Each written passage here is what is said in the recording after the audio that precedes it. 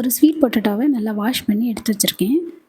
இதோட எட்ஜெல்லாம் கட் பண்ணிவிட்டு ரவுண்ட் ரவுண்டாக இந்த மாதிரி ஸ்மால் பீசஸாக கட் பண்ணி எடுத்துக்கோங்க.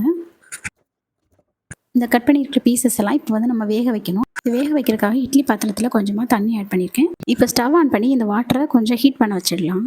இப்போ இட்லி பிளேட் எடுத்திருக்கேன். இதில் வந்து நான் 2 லேயராக வச்சுட்டேன். 2 லேயரில் வச்சுட்டு ஃபஸ்ட் லேயரில் எதுவுமே வைக்க மாட்டேன். ஸோ செகண்ட் லேயரில் தான் இந்த ஸ்வீட் பொட்டேட்டோ வந்து நம்ம அரேஞ்ச் பண்ண போகிறோம்.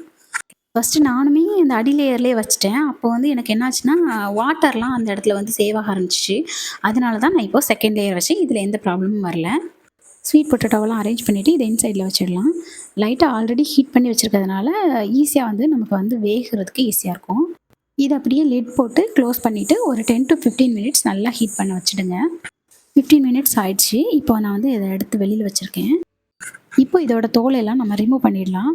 ஆல்ரெடி நம்ம தோலை எடுத்துகிட்டு நம்ம ஸ்டீம் பண்ணுறத விட இப்படி ஸ்டீம் பண்ணிவிட்டு நம்ம வந்து தோலெல்லாம் ரிமூவ் பண்ணுறது தான் ரொம்ப நல்லது.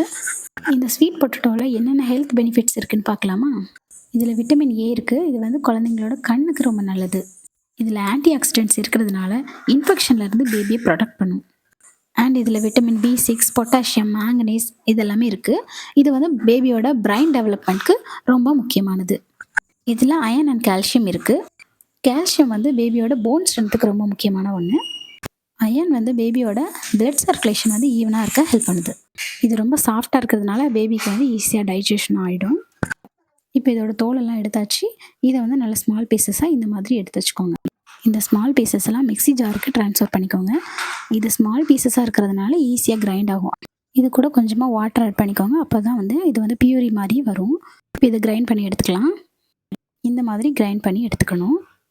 இதோட திக்னஸ் வந்து நீங்கள் உங்கள் பேபியோட மந்த்ஸ்க்கு ஏற்ற மாதிரி நீங்கள் வந்து சேஞ்ச் பண்ணிக்கலாம். இது லிக்விடாக வேணும்னா நீங்கள் கொஞ்சம் வாட்டர் ஆட் பண்ணிவிட்டு அதுக்கப்புறம் கிரைண்ட் பண்ணுங்கள். இன்னும் கொஞ்சம் லிக்விடாக வந்துடும். என்னோடய பேபிக்கு 11 மந்த்ஸ் ஆகிறதுனால நான் இந்த மாதிரி கெட்டியாக கொடுக்குறேன். இந்த பியூரியை நீங்கள் உங்களோட பேபியோட பவுலுக்கு ட்ரான்ஸ்ஃபர் பண்ணிவிட்டு உங்கள் பேபிக்கு கொடுக்கலாம்.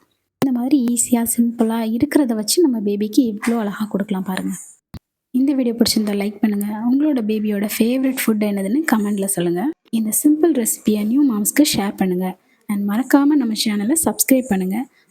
நம்ம சேனலோட இன்ஸ்டாகிராம் ஐடியை கீழே கொடுக்குறேன். அதையும் ஃபாலோ பண்ணிக்கோங்க.